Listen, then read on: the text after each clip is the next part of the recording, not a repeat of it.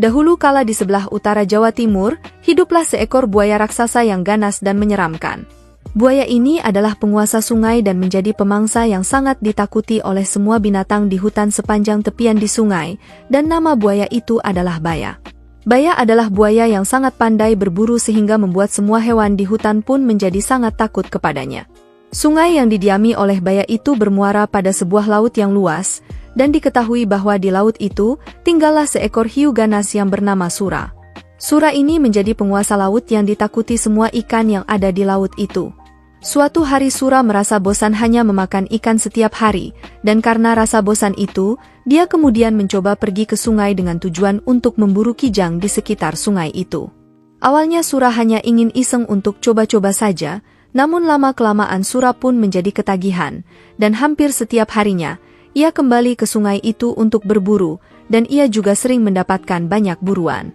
Suatu hari karena jumlah mangsa yang makin berkurang membuat Baya pun menjadi curiga, karena Baya merasa untuk sekarang ini sangat sulit untuk mencari mangsa, dan oleh karena hal itu, dia pun mencoba mencari tahu penyebabnya.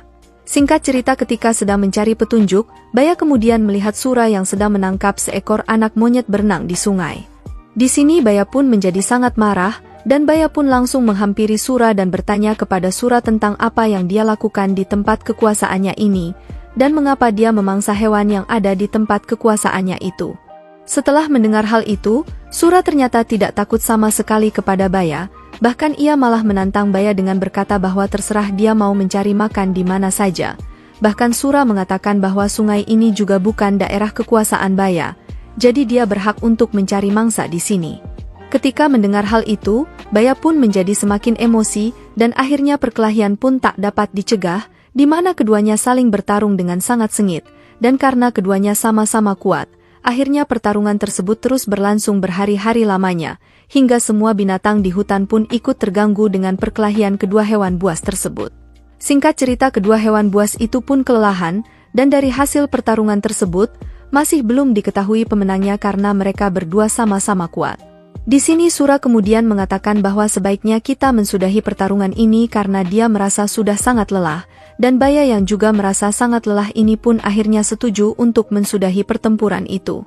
Setelah pertarungan berhenti, mereka kemudian membuat sebuah kesepakatan, di mana mereka kemudian membagi batas wilayah kekuasaan. Di sini dikatakan bahwa area laut adalah wilayah kekuasaan Sura, dan area sungai adalah wilayah kekuasaan dari Baya. Jadi mereka sama sekali tidak boleh melewati batas wilayah kekuasaan mereka itu. Keduanya pun setuju, dan Sura pun akhirnya pergi dari sungai itu untuk kembali ke laut. Seiring berjalannya waktu, hutan pun menjadi tenang kembali, dan tidak ada lagi perkelahian antara Sura dan Baya. Namun di sini Sura merasa gelisah, di mana karena dia sangat rindu untuk makan daging kijang seperti dulu. Ikan-ikan yang melimpah di laut, tak bisa menyembuhkan rasa laparnya, sehingga pada suatu hari Sura pun merasa tak mampu menahannya, dan dia kemudian diam-diam berenang ke arah muara, namun sayangnya tak ada mangsa yang mendekat ke muara. Sura pun menjadi bosan menunggu, dia akhirnya berenang masuk ke dalam hutan, dan Sura pun menjadi senang saat kembali ke hutan lagi, dan kali ini dia harus berhati-hati supaya tidak ketahuan oleh Baya. Selama berbulan-bulan lamanya, Sura berburu di sungai tanpa ketahuan oleh Baya, dan lama-kelamaan, Baya pun menjadi curiga, sebab lagi-lagi mangsanya berkurang meski dia tak melihat Sura di sungai ini. Tapi dia yakin ini pasti ulah dari Sura, dan untuk memastikan hal itu, Baya kemudian menyiapkan rencana, di mana Baya dengan sengaja menangkap seekor kijang, untuk diletakkan di pinggir sungai sebagai umpan untuk memancing Sura. Setelah Baya sudah meletakkan kijang itu, ia pun bersembunyi sambil menunggu kedatangan Sura. Singkat cerita, ternyata apa yang diyakini oleh Baya ini benar, di mana tidak lama setelah itu, Sura pun berenang ke sungai dan ketika Sura melihat kijang yang terluka itu, hatinya pun menjadi gembira, sebab dia tidak perlu susah payah lagi mencari mangsa, dan ketika dia akan memangsa kijang itu, tiba-tiba Baya muncul dan meneriaki Sura dengan mengatakan bahwa dia adalah hewan yang tidak tahu malu dan sangat serakah, di mana Baya mengatakan bahwa di laut sudah banyak ikan yang bisa ia mangsa. Namun Sura tetap saja memangsa hewan yang ada di hutan. Di sini Sura pun tidak terlalu menghiraukan perkataan dari Baya, dia malah menjawab dengan enteng bahwa terserah dia mau makan apa saja, dan dia pun tetap ingin membawa kijang tersebut.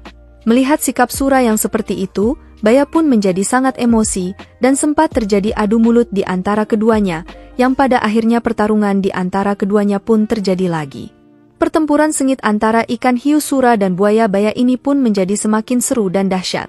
Mereka saling menerjang dan menerkam, serta saling menggigit dan memukul. Dalam waktu sekejap, air di sekitarnya menjadi merah oleh darah yang keluar dari luka-luka kedua hewan tersebut. Mereka terus bertarung mati-matian tanpa istirahat sama sekali, dan dalam pertarungan dahsyat ini, baya mendapat gigitan sura di pangkal ekornya, sehingga membuat ekor baya pun membengkok ke kiri. Sementara sura juga tergigit ekornya hingga hampir putus, dan karena kondisi terluka parah inilah yang membuat sura akhirnya mundur dan kembali ke lautan. Baya merasa puas karena dapat mempertahankan daerahnya, dan dalam pertarungan antara ikan hiu yang bernama sura dengan buaya bernama baya ini sangat berkesan di hati masyarakat Surabaya. Oleh karena itu, nama Surabaya selalu dikait-kaitkan dengan peristiwa ini. Dari peristiwa inilah, kemudian dibuat lambang kota Surabaya yaitu patung ikan hiu sura dengan buaya baya. Namun ada juga sebagian berpendapat bahwa asal-usul nama Surabaya berasal dari kata sura yang berarti jaya atau selamat. Sedangkan baya berarti bahaya. Jadi Surabaya berarti selamat menghadapi bahaya, dan bahaya yang dimaksud adalah serangan tentara Tartar yang hendak menghukum Raja Jawa. Seharusnya yang dihukum adalah Kartanegara, karena Kartanegara sudah tewas terbunuh, maka Jayakatwang yang diserbu oleh tentara Tartar itu. Setelah mengalahkan Jayakatwang, orang Tartar itu merampas harta benda, dan puluhan gadis-gadis cantik untuk dibawa ke Tiongkok. Di sini Raden Wijaya tidak terima diperlakukan seperti itu, dan dengan siasat yang jitu, Raden Wijaya menyerang tentara Tartar di pelabuhan Ujung Galuh hingga mereka menyingkir kembali ke Tiongkok. Selanjutnya, dari hari peristiwa kemenangan Raden Wijaya inilah ditetapkan sebagai hari jadi kota Surabaya. Di zaman sekarang, setelah ratusan tahun dari cerita asal-usul Surabaya tersebut, ternyata pertarungan memperebutkan wilayah air dan darat terus berlanjut. Dikala musim penghujan tiba kadangkala banjir menguasai kota Surabaya. Pada musim kemarau kadangkala tempat-tempat genangan air menjadi daratan kering, dan itulah Surabaya.